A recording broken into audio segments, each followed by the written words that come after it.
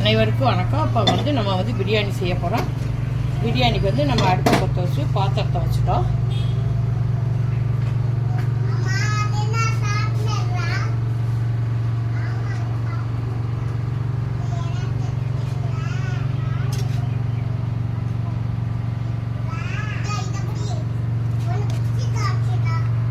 இப்போ வந்து பாத்திரம் வந்து நல்லா காயட்டும். இப்போ பாத்திரம் காய்ச்சிருச்சு.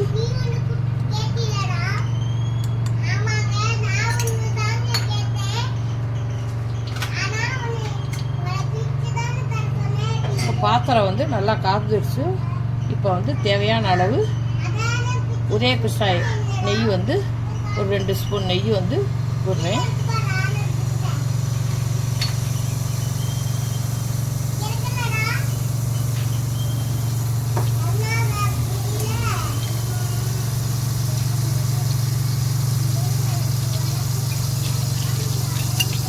ஒரு 2 ஸ்பூன் கோல்டு வின்னர் ஊற்றுறோம். இப்போ எண்ணெயும் நெய்யும் காயட்டும்.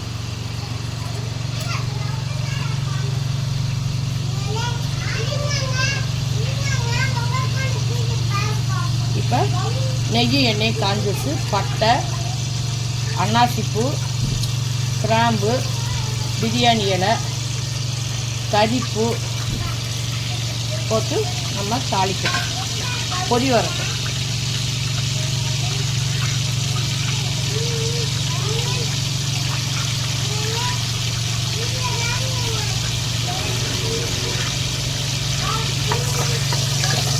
இப்போ வந்து தாளிப்பு பொடி வந்துடுச்சு, பொரிஞ்சிருச்சு. இப்போ வெங்காயத்தை போடுவோம்.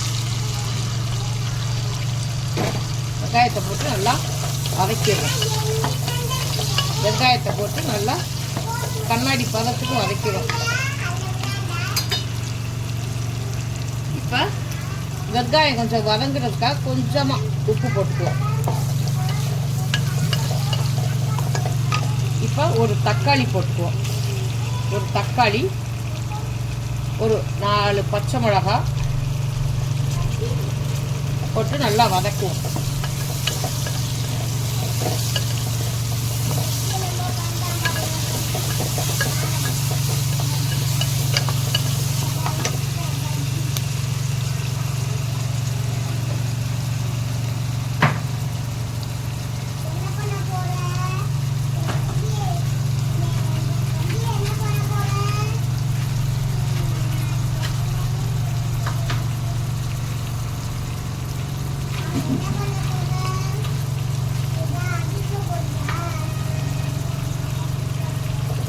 இப்போ தக்காளி, வெங்காயம், பச்சை மிளகா எல்லாம் வதங்கிடுச்சு. இப்போ ஒரு கைப்பிடி புதினா தலையை போட்டுருவோம். மல்லித்தலையை போடுவோம். இப்போ மல்லியும் புதினாவும் நல்லா வதங்கட்டும். மல்லித்தலையும் புதினா தலையும் வெங்காயத்தோடு சேர்ந்து நல்லா வதங்கட்டும்.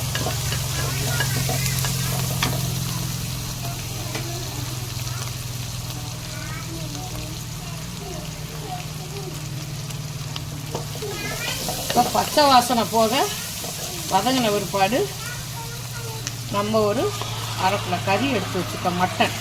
அதை போட்டு நல்லா வதக்குவோம்.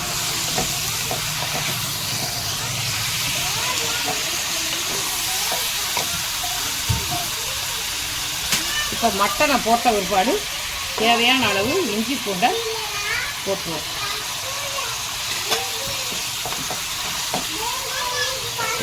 இஞ்சி பூண்டை போட்டு நல்லா வதக்கிடுவோம்.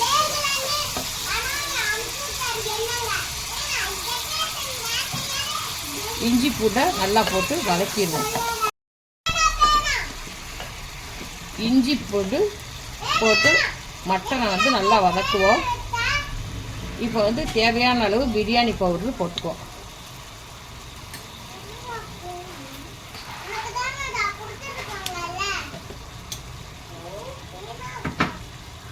இப்போ பிரியாணி பவுடரை போட்டு இதில் பட்டை, சோம்பு, அன்னாசிப்பூ, மிளகு, சீரகம், கிராம்பு எல்லாம் போட்டு நல்லா வறுத்து பொடி பண்ணணும். ஏலக்காய் அந்த பொடியை போட்டு இப்போ மட்டன் போட்டனால முதல்ல வெங்காயத்துக்கு மட்டும்தான் உப்பு போட்டேன். இப்போ மட்டனுக்கு சேர்த்து உப்பை போட்டுருவோம். உப்பை போட்டு நல்லமா விசில் விடுவோம்.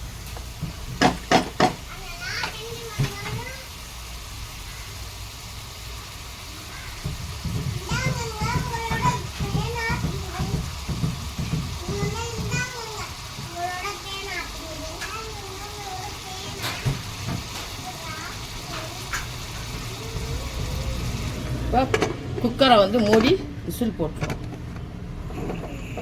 குக்கர் வந்து விசில் வரட்டும், மட்டன் வேகட்டும். இப்போ வந்து பிரியாணிக்கு கறி வந்து வெந்துடுச்சு. மட்டன் வந்து வெந்துடுச்சு. இப்போ மட்டனில் வந்து இந்த ரைஸை போட்டுருவோம். எலக்ட்ரிக் ரைஸுக்குள்ளே தண்ணி வந்து கொதிக்க வச்சுருக்கோம் பிரியாணிக்கு. ஏன்னா இப்போ இதில் போட்டு நம்ம அரிசியை வந்து மட்டன் நெய்யெல்லாம் ஊற்றிருக்கோமா, அதனால் இந்த அரிசியும் போட்டு ஒரு பரட்டிட்டு விட்டோம்னா அரிசி வந்து ஒன்றுக்கு ஒன்று சாதம் வந்து ஒட்டாது. இந்த பரட்டிட்டு சாதம் ஒன்றுக்கு ஒன்று ஒட்டாது. சாதம் வந்து ஒன்றுக்குள்ளே ஒன்று ஒட்டாது. அப்படியே நம்ம கொதிக்கிற பிரியாணி ரைஸில் பிரியாணி தண்ணியில் ஊற்றிடணும். பிரியாணிக்காக தண்ணி வந்து எலக்ட்ரிக் ரைஸ்க்குள்ளே கொதிக்க வச்சுருக்கோம், அதில் போட்டுருவோம். எலக்ட்ரிக் ரைஸுக்குள்ளே பிரியாணி அரிசி 1/2 கிலோ போட்டிருக்கோம். 1/2 கிலோ அளவுக்கு தண்ணி ஊற்றிருக்கோம். இப்போ அந்த 1/2 கிலோ அரிசிக்கு தேவையான அளவு தண்ணி இருக்கிறோம். இப்போ கறியும் அந்த அரிசியும் போட்டு வெந்த கறியையும் அரிசி கலவையும் தூக்கி கொட்டிட வேண்டியதான்.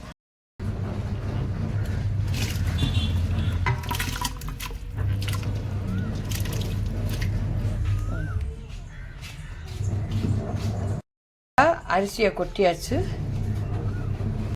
இப்போ அரிசியை போட்டாச்சு. அரிசி கறி கலவையும் வெந்த மட்டன் கலவையும் போட்டாச்சு. இப்போ கொதி வரட்டும். இப்போ அரிசிக்கு தக்கன உப்பு போட்டுக்குவோம். இப்போ லெமன் வந்து ஒரு 1/2 கிலோ பொழிஞ்சு விடுவோம். இப்போ மூடியை போட்டு மூடிடுவோம்.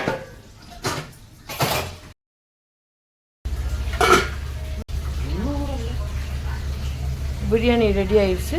நம்ம ஆஃப் பண்ணிடுவோம்.